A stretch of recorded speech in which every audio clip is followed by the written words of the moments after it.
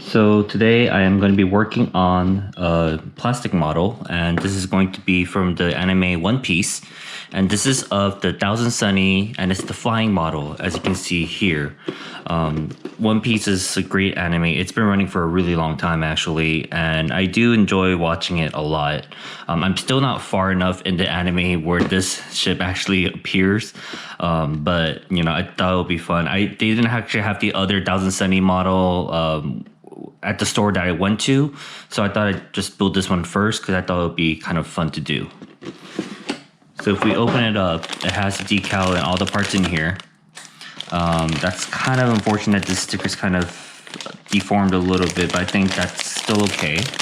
And usually at the bottom, there we go, we're gonna have our manual of how to build this.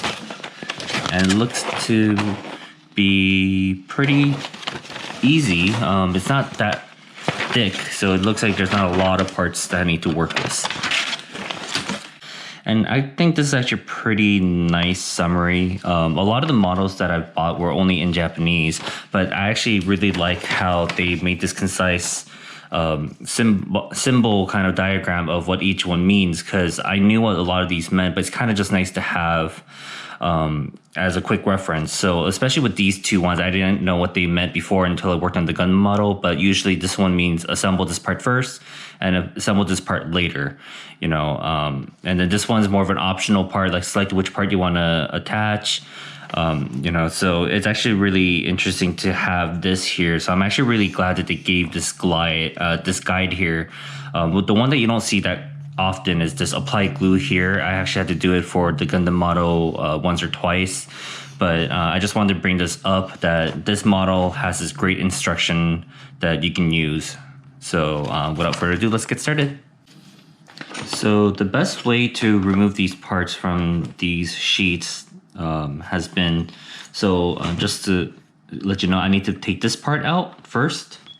So what I'm going to do is, in this case, it doesn't give me a lot of option for the cut, except for getting really close to it. They'll give you a little bit of gap where you can cut it off, and then using kind of a more sharper wire snipper, you can get really close to the body and cut it off. But in this case, I'm just gonna go straight because I don't see that extra little tab that I can break it off from. So I'm gonna get as close as possible to the body, and this is a very sharp one, and this is actually specifically made for plastic models. So I'm just gonna, you don't have to put too much force to it, so I'm just gonna gently snip these parts off. The reason why I'm very cautious about it is because if you do it too hard or if you get too much pressure, you might leave a lot of these white dots here that you can see here. So I'm trying to minimize that as much as possible. Sometimes it's just unavoidable, and there are ways to get rid of that white dot afterwards by kind of getting the glue compound and melting in the plastic pieces to get the right color, and then you kind of just go over it. But in this case, I'm not going to do that because that takes a lot more time. I'm just going to see if I can kind of use an X-Acto knife to kind of scrape off as much of the white part as I can. The white part happens when you're not actually cutting the plastic as much as you're tearing it off. Usually happens regardless. It's kind of hard to avoid that. So I'm just gonna be as careful as I can to minimize as much of those as possible. So I'm actually gonna try doing the other method, which is actually cutting off part of the bigger tab here, like that, and then I can go in afterwards and cut off the remaining piece here. This gives me a little bit more flexibility, and I can get in there, and since there's nothing pushing up against it too, it kind of tears it a little less. Not by much, but it does help. You can see that it's getting a little bit cleaner by doing it this method.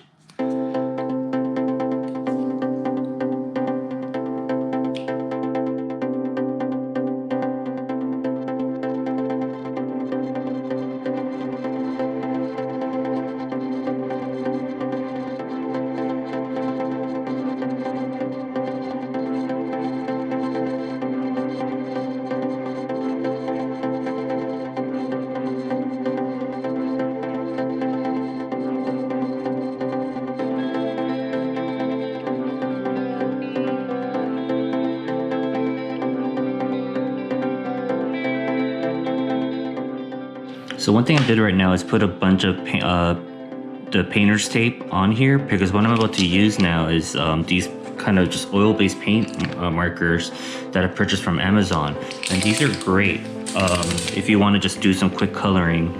If you never used this before, how it happens is you shake it like this, and then I'm going to just use this paper here, but once you start pressing it down, you're going to see the tip go from white to the color that you want. So it might take a little bit of time.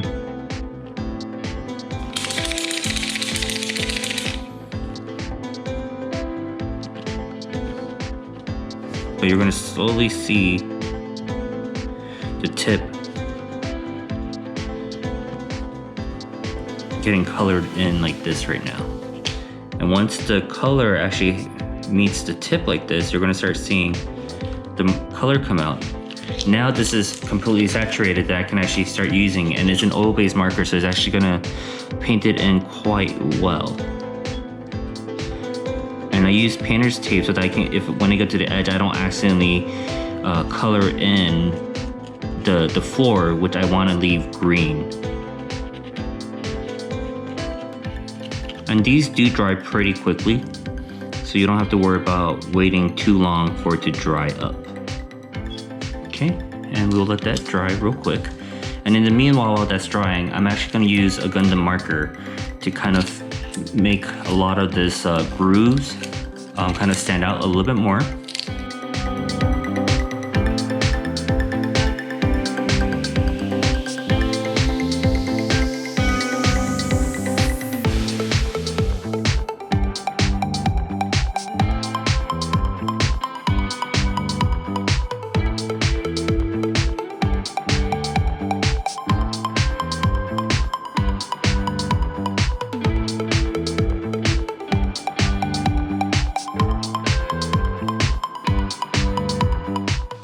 So fortunately, this is a little bit shorter than I thought it would be. So there's a little white gap here. There's a slight gap here at this corner, so I'm gonna be really careful, and I'm gonna use my red oil-based marker. This one's a Sharpie, but it's the same as the other one that I just showed you. It's just that I've already opened this one before, so I was just gonna use this one. And the color is gonna be slightly off, but because it's be such a small gap, you're not gonna really notice it. It's just that if it's a white gap, it'll be a lot more noticeable than if it was just this kind of slightly off red color.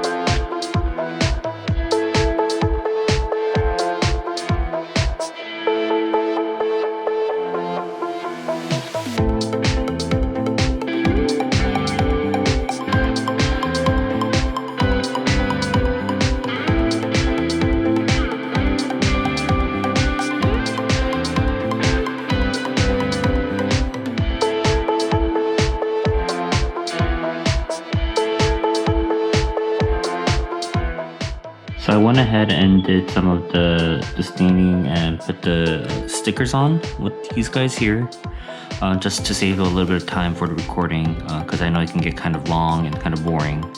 So we're just going to continue on. There's nothing special I did for this. It was the same steps that you saw earlier with the other the stickers or the staining. So it's, you know, it's really at this point excessive to show it again. So I thought I'd just skip it.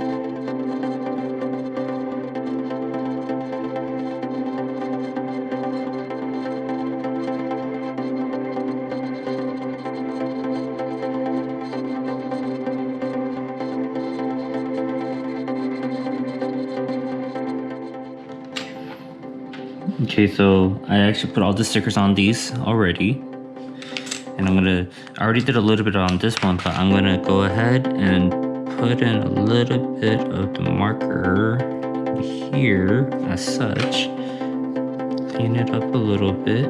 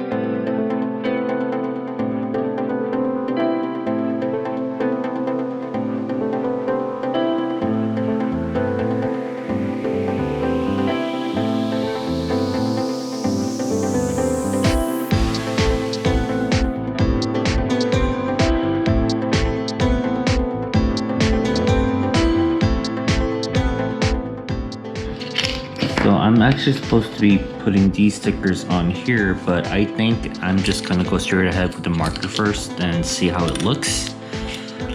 Just cause I don't think it's gonna look very nice with just a sticker on. So I'm just gonna start coloring these in here. And I'm not too worried about the edges not really being red, because I think it's only red because of the eyes, but I think it's okay because none of these inside parts will be shown once I put all the pieces together.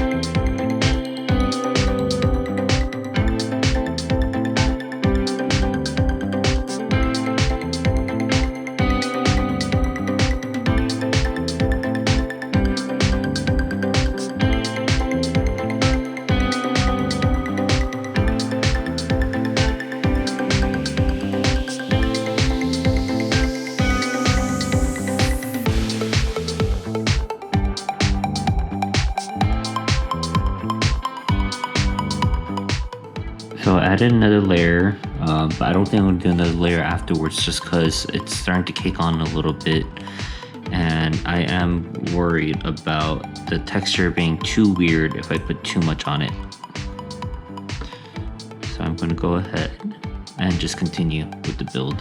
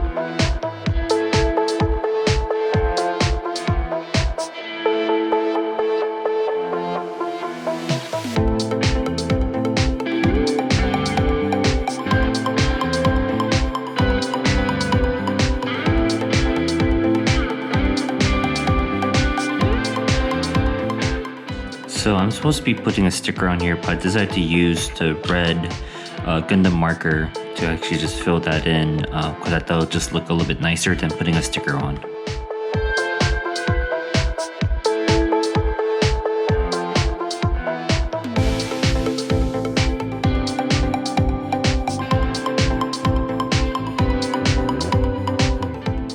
With this red sail, you're supposed to actually fill it in with the brown stickers, but in this case too, I actually ended up just using the brown marker to just kind of fill in the colors.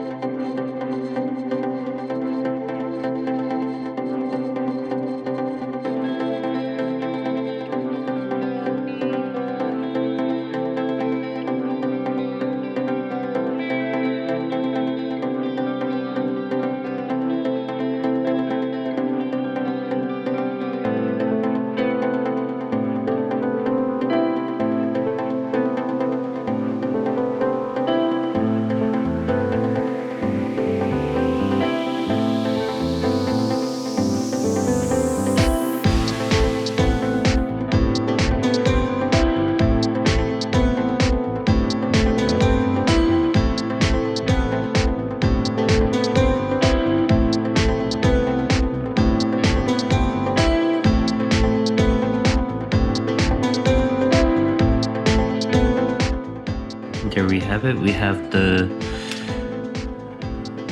final boat or ship, as I would call it, and this is the 1000 Sunny, but it's a flying model. And so what's interesting about this is that technically, you know, this was supposed to be a flying edition model, but I realized that they actually made this kit. It's not explicit in the manual itself, in the instructions, but you can actually convert this into the regular 1000 Sunny. And because I noticed that there was this one piece here, I actually colored it in two right here. And I thought it was kind of weird in the beginning when I was working on this, that when you take this face off, they had this eye slots, and they even had stickers for it, which I attached. And the whole idea is that actually, if you want to, you can actually put this piece in, take off the wings and the tail, and then it will be the normal 1000 Sunny. But then once you take it off and add these wings in, then put this face on, it becomes the 1000 Sunny, the flying ship. And so I thought it was actually really cool that they went the extra mile to do this when it's not actually stated in the model or anywhere on the images itself. So I thought this was just like a really cool kind of hidden thing that they did.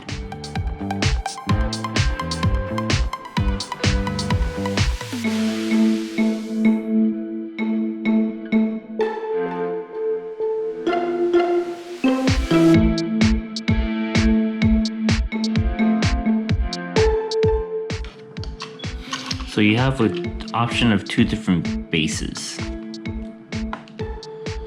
One is going to be when the 1070 is actually on the ocean, so you can add this onto this base here, like this. And then you can add in these parts here to make it look like it's going through a wave, which is actually pretty cool. So if you did this and then add these two to the back here, let me bring it up forward more.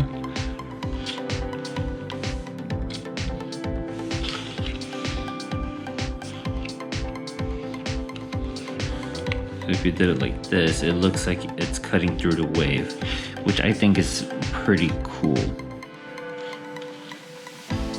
So you can do this option here, or you can take it off and then attach it onto this piece here, and then you have a flying model, which I need to actually learn how to balance properly. There we go, like that.